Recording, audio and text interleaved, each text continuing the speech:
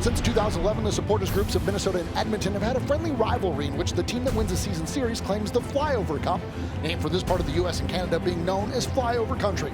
The season series is tied at 1 win apiece, so tonight's game determines who claims the final Flyover Cup. Here are Summit Brewing Company starting lineups. For the second straight game, Matt Van Oekel is not in the starting lineup for FC Edmonton, so the pressure will be on center backs Albert Watson and Pape Diakite.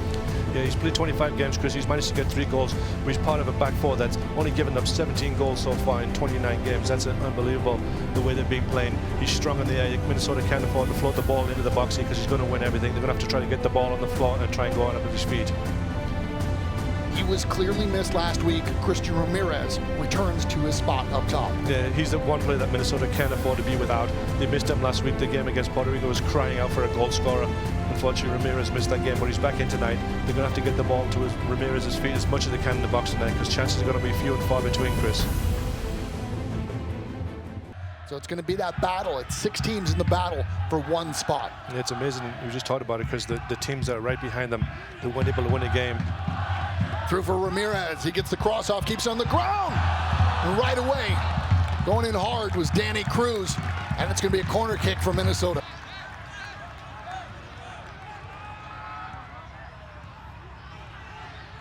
Ibsen. Touched away by Watson. Banks with it. Brovsky looking upfield. Back to Banks. J.C. Banks. Skips in on Farrago, and he's able to make the save. We're in the 16th minute. Fordyce. That skips in. Rebound! That put in the net. And just like that, Albert Watson puts Edmonton up by 1.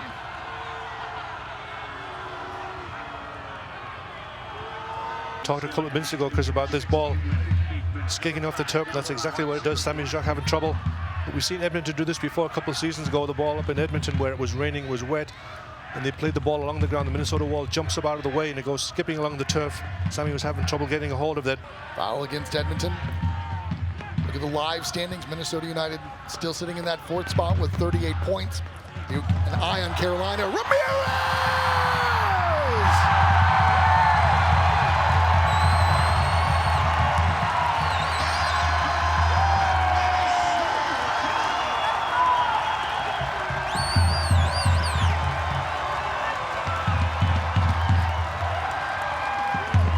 Talked about someone stepping up there. Ibsen plays a great ball into J.C. Banks, and Ramirez finishes over the top of the goalkeeper, giving him no chance. But that's what Minnesota has to do. Great ball in, great little flick by J.C. Banks, and what a wonderful finish by Ramirez. Bounces perfectly, hits it on the volley, and ties this game at 1-1. After each United goal, Coordinated Business Systems will donate a total of $200 to the Pacer Foundation's National Bullying Prevention Center to help with anti-bullying efforts in teens and children. And that shot goes just wide. Minnesota really feeling it now. Good ball movement by United. Open is Venegas. First touch forward. Venegas to his left. Venegas. Banks fans on it. Ibsen with a chance. Ramirez turning. Offside as the flag is up from the assistant referee on the far side. Ibsen finds an open Kevin Venegas. Venegas on the ground. Ramirez with the flip. Rebound! Cleared away by Watson. If he didn't, J.C. Banks had himself a goal. The whistle from the referee to restart play. Good driven ball in, and Coleman almost gets on the end of that Kevin Venegas corner.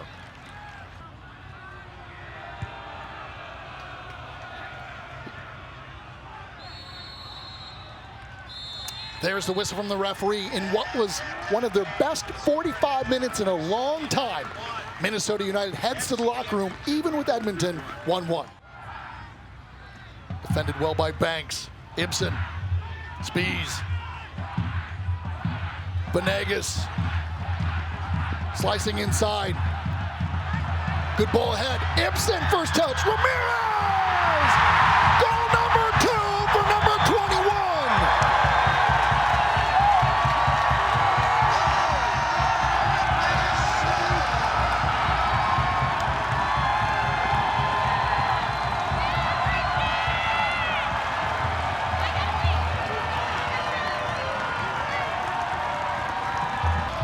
What a move by Minnesota, starting in the left back position. Venegas finds Ibson at the far post. Great ball across. Ramirez just gets his foot on it. Maybe he's even shinned to knock that ball in the back of the net, but that ball started by Minnesota winning it in the left back position. Ibson ran fully 70-75 yards to get in that position. Players gathered at the top of the 18 towards the far post. Curling ball in from Rodeles. Headed back across by Diakite, and then Amiobi puts it up and over. Watson with the clearance for Edmonton. Off the head of Lowe.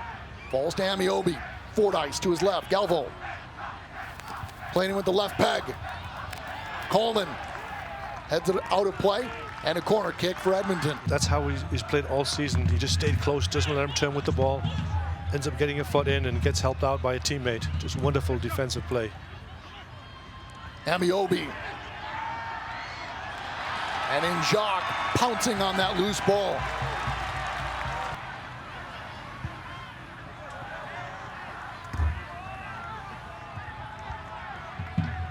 Ramirez, Speeds first time in. Pino! Oh!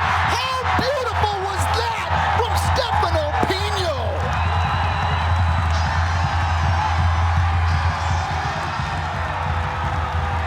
Wow.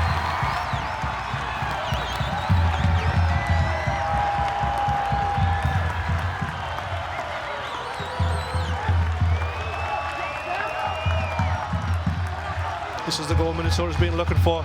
We talked about it all season long. Minnesota doesn't make very many near post runs, and this is a perfect example why they should do it. Pino gets the ball first. It's played into an area. He gets to that area first, turns it into the goal. Goalkeeper's coming out for the cross, and the next thing he knows, he's picking it out of the back of the net. Minnesota up 3-1 on a huge goal by Pino.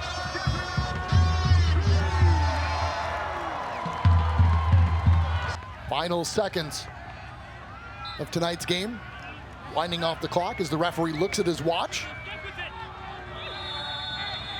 And there is the final whistle. A dominating performance from Minnesota as they collect an extremely important 3 points with a 3-1 win over FC Edmonton. Tremendous. I think when the passion's there from the lads, we had a plan. When they stick to the plan, we can get things done. I thought it was a little nervy at the end. Just before the end, we started trying to gild the lily unnecessarily.